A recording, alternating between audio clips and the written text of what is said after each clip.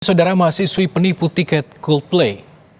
Seorang mahasiswi ditetapkan sebagai tersangka kasus penipuan dan penggelapan oleh Polres Metro Jakarta Pusat lantaran menjanjikan bisa memberikan tiket konser Coldplay kepada korbannya.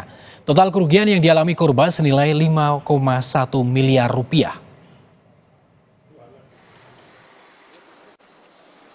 Inilah Giska Deborah, orang yang sempat dicari-cari oleh para korban penipuan tiket Coldplay beberapa waktu lalu. Dan polisi menjejerkan sejumlah barang bukti yang disita, termasuk laptop serta tas bermerek hasil tipu menipu yang dilakukan tersangka. Perempuan 19 tahun ini tega menipu korban dengan modus jual beli tiket Coldplay. Sebanyak 400 korban penipuan membeli tiket konser Coldplay kepada para reseller.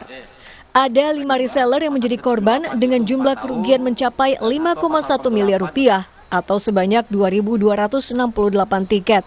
Adapun modus tersangka mengiming-imingi para korban yang merupakan para reseller untuk memudahkan mendapat tiket konser Coldplay. Modusnya setelah war ticket, yang sekitar pertengahan bulan Mei, GDA ini juga ikut war ticket, itu dapat sekitar 39 tiket dan sudah diserahkan. Kemudian GDA ini menawarkan kepada teman-temannya sebagai reseller dengan dalih bahwa tiket tersebut adalah tiket komplimen. Salah satu korban menyatakan mengenal tersangka dari rekannya. Ia tertipu hingga 1 miliar lebih.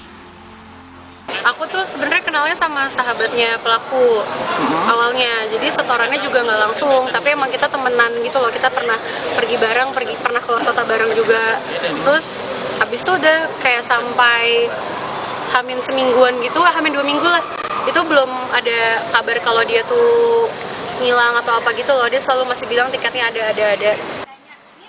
Kini Giska terancam pasal penipuan dan penggelapan dengan ancaman hukuman masing-masing 4 tahun penjara. Harko Sutiono, Kompas TV, Jakarta.